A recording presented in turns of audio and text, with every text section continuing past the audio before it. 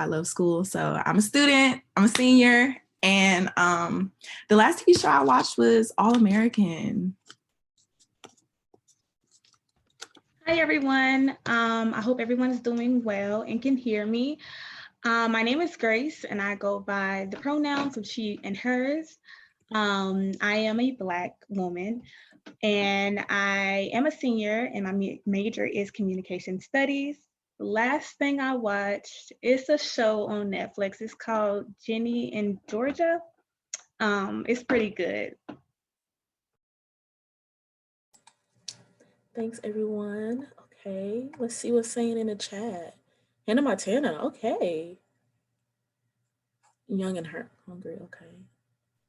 Nailed it. I keep seeing that on Netflix. I haven't got to it. How to Get Away with Murder. That's a good one. Judas and the Black Messiah was really good also.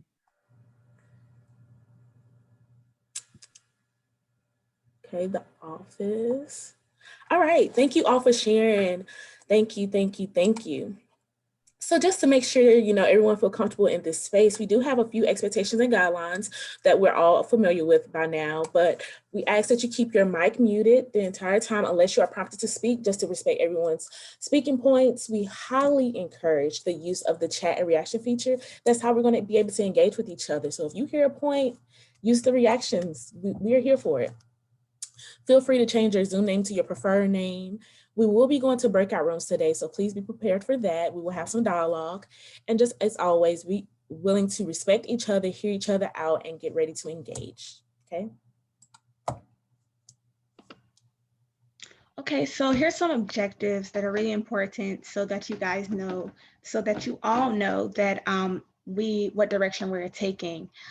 So participants will be able to identify challenges in the workplace. Leaders will examine examples of microaggressions, and participants will be able to identify values, set boundaries, and expectations as leaders.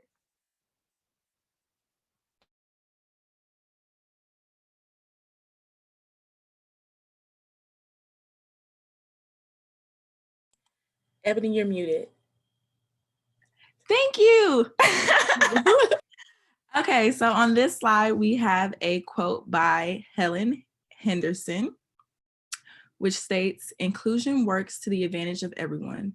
We all have things to learn, and we all have something to teach."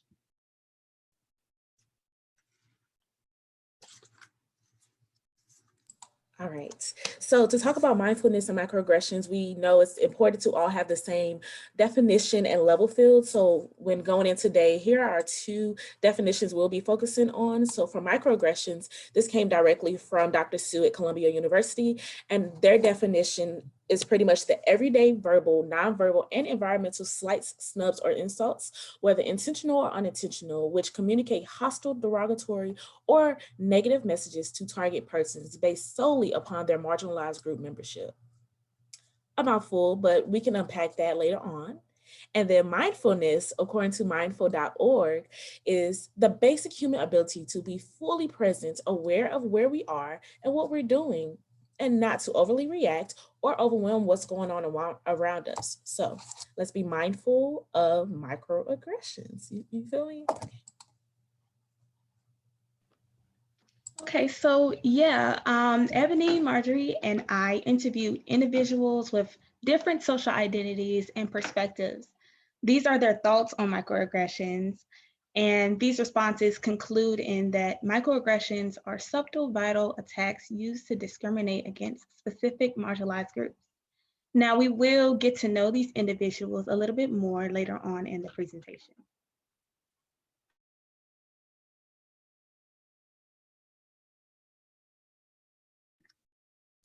Okay, so microaggressions can be very detrimental to individuals' mental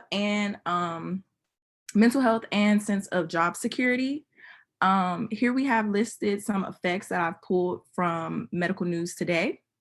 And these effects are depression, anxiety, suicidal ideation, alcohol-related problems, fears of applying for jobs, troubles striving for promotions, and difficulties negotiating salaries.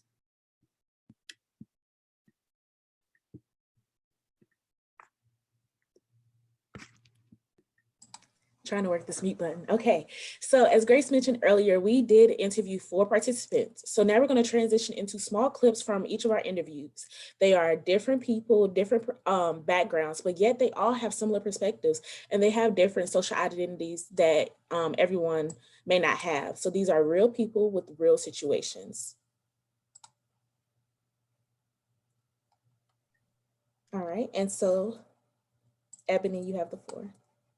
Okay, so the first interview question we have is, have you experienced microaggressions in the workplace? Give an example of a time you felt treated differently because of your social identity. We're going to hear from Hector, who identifies himself as a Mexican-American Catholic male, and he's also a junior here at our school. So here we go.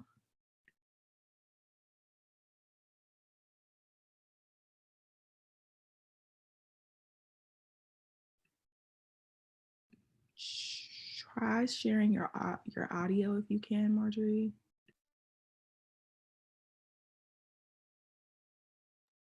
Team. I was part of the management team, not the field workers. And in construction, the workers themselves tend to be Hispanic. And when it comes to the management team, it tends to be just Caucasian individuals. And so I actually happen to be the only person of color to be part of the management team.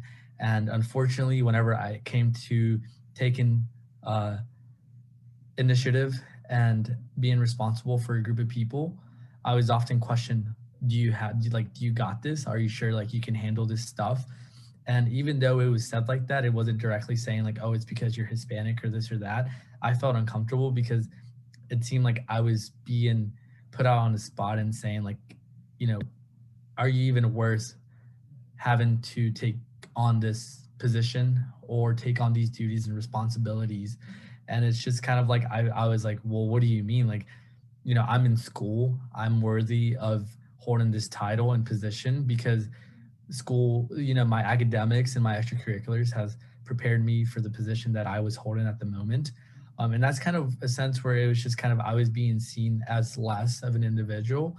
I would say because I'm outnumbered. It happened to be that there was 5 supervisors, the division manager, and myself, and they were all older. At the time I was 19, and it just made me feel uncomfortable because I was just even though I am getting an education, I am pursuing a degree, I'm a first generation student, I was still being questioned as to, am I worthy enough to hold such a position? And even though they're not going to tell me directly that it's because of my color or because maybe I'm shorter than them or because I'm just not seen as them, it kind of just, I felt attacked, and it kind of just, gave me fuel to want to prove them wrong. But that shouldn't be a position that you're put in. You shouldn't be.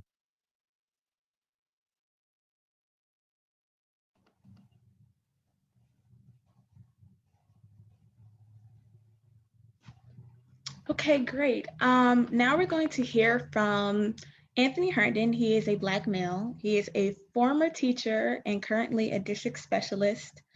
And so he will be speaking on what it means to have diversity and inclusion in the workplace. One thing to have a diverse group is another thing, is that diverse group at the table when decisions are made. There are a lot of companies that may have workers from various backgrounds and experiences, but are those people represented in leadership? Or are those people at the table to make decisions? Are those people asked upon or called upon for input or for suggestions? Or is those people just staying in the lower level positions or the entry level type, positions of that nature? So I think there's one thing that you're going to do is have that diversity. You're going to recruit to bring people in to have that diversity represented. And also, once that diversity is there, you're also going to have those people in those leadership positions.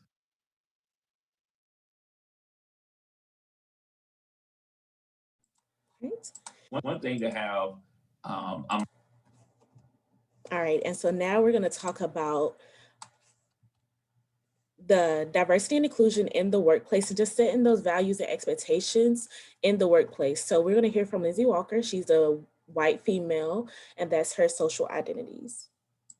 Like a boundary would be, I mean, I don't know how to say like no microaggressions because those happen all the time, right? But like an expectation would be that we are in a space where we can constructively educate people on if a microaggression does happen, or if there is a discriminatory practice that we have that we need to be checked on, or if we're asking for demographic information that we don't really need. Do we really need to ask for that demographic information?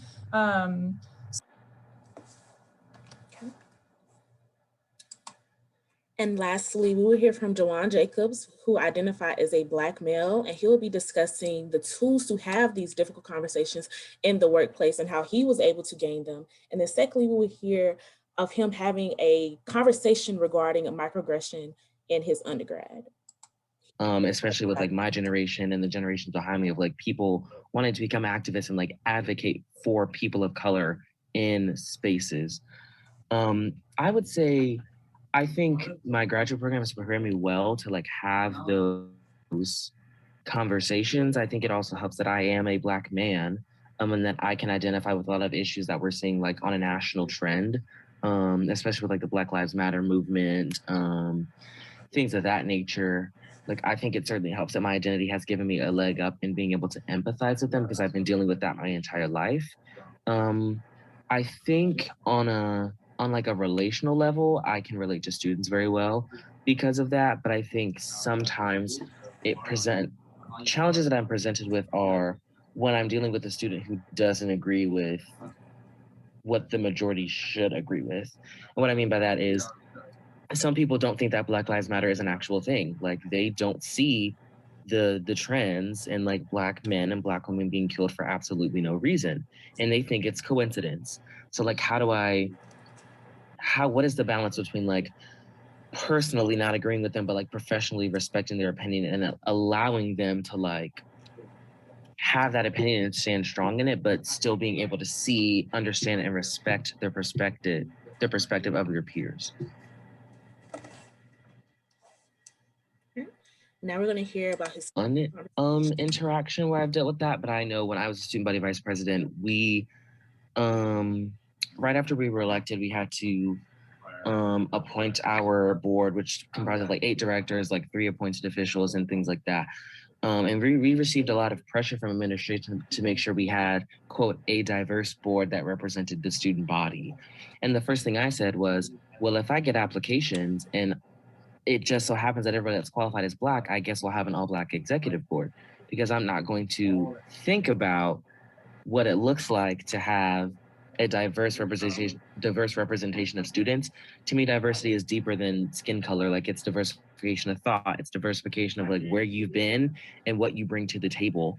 So I would say that was kind of an opportunity for me to like see it from a different perspective, but I didn't necessarily agree with the idea of like, make sure that we are presenting spaces where people feel comfortable in that sense. Like, I think we take that too lightly sometimes, but like, I'm not going to discredit already a marginalized group because I have to make sure that I have somebody white, so the white students feel like they are comfortable because they live in a white world where they wake up and they're pretty comfortable already. So there would be no reason for me to cater to people who are already very comfortable. Okay. Thank you, everyone. Okay, so now we're going to talk about how to handle these microaggressions. So when handling microaggressions, you have 3 ways to react. You can let it go, which is the common response for people. This response will be emotionally taxing for the individual affected. Then we have immediately. You can choose to react immediately, and it allows the transgression to be addressed right there and then where the details are fresh. But this can be risky just due to the heightened emotions of the situation. And lastly, you can react later. This will elicit a more tempered conversation, and it just gives the individual a chance to address the transgression privately with the individual. but it also can be risky just due to the lag time between the initial conversation and the response.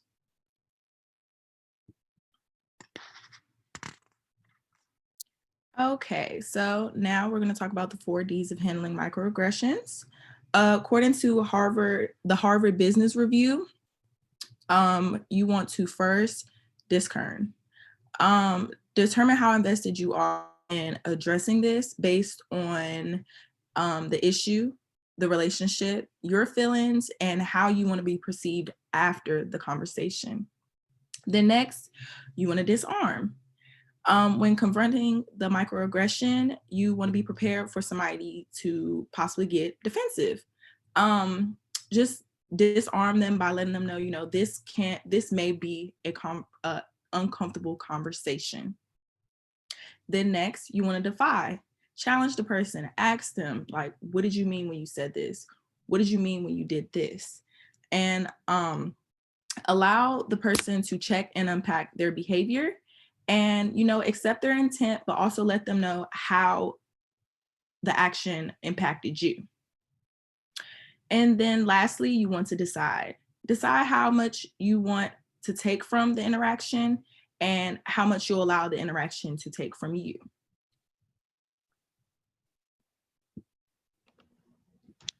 Great. Excuse me. So now that you heard from us, we would like to hear from you. We discussed the definition of microaggressions, the effects, how to handle microaggressions, and heard some important perspectives from different people. So let's practice. We will be breaking you up into 5 different groups. Each group will get a scenario and discuss. After discussing with each other, we are going to bring you back to engage in a quick debrief and talk about what you discussed. Feel free to unmute your mics in the breakout groups to better connect with other individuals. All right, so we're creating the breakout rooms now. There will be 3 breakout rooms, and here is the doc for the scenarios. I'm going to drop it in the chat now, and I will drop it in the individual chat as well. So if you want to click on that, make sure everyone have viewing access in the chat. Right. And if you do, you should see the notification to join your breakout rooms, okay? Any questions before we go into these breakout rooms? All right.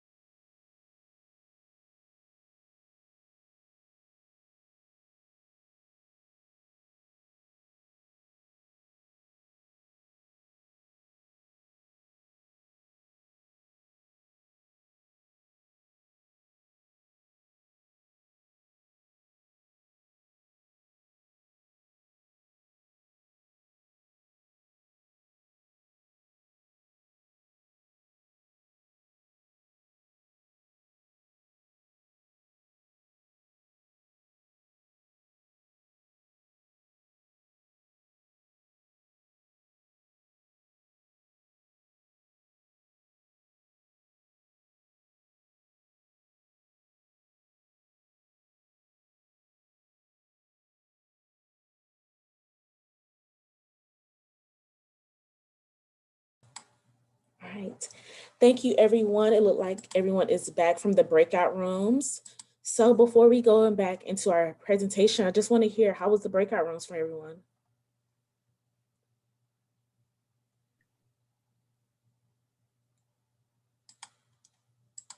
Okay. So I want to share my screen. All right, so just some last minute questions and takeaways.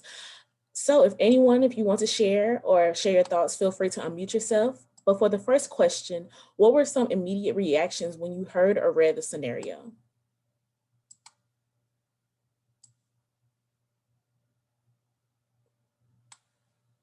Oh, I see your message. Really good. I was surprised that the scenario was a real life example. Shocking. Got you. Anyone else want to share some immediate reactions when you heard the scenario? I know group 2, we definitely had some immediate reactions.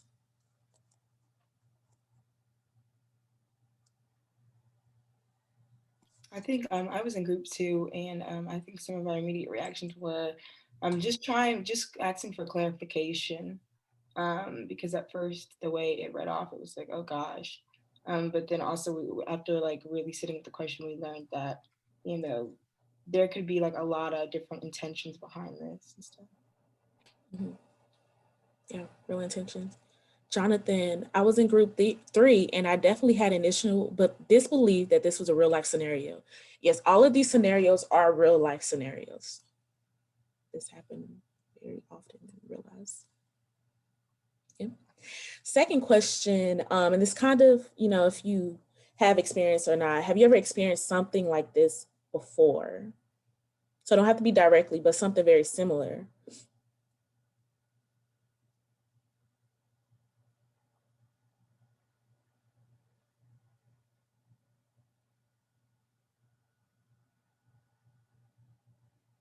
I don't mind sharing. I remember for my internship, one of the first internships, I had someone mention to me like my presentation skills. Oh, you do so well. Well done in your presentation.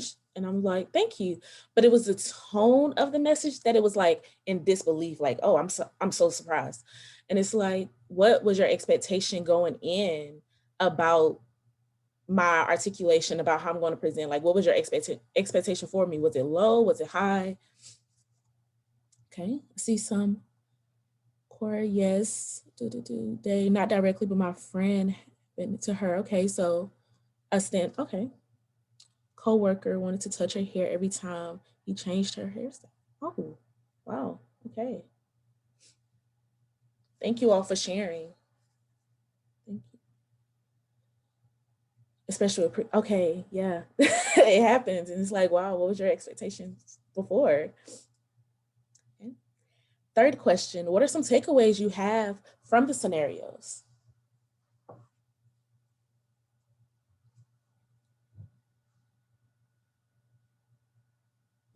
Spoke so well, okay.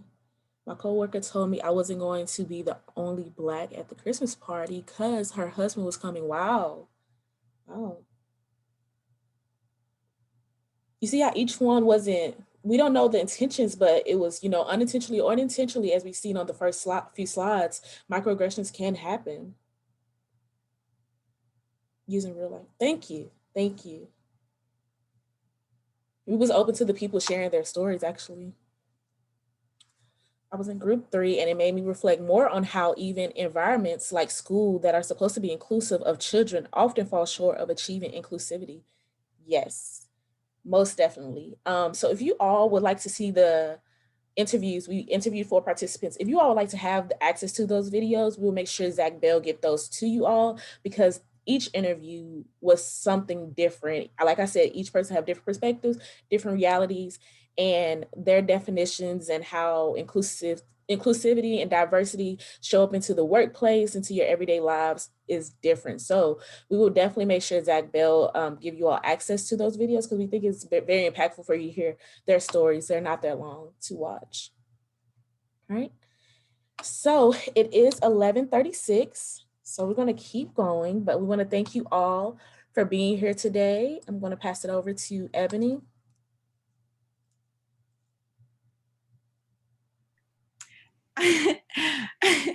I just want to go ahead and restate the quote earlier from Helen Henderson.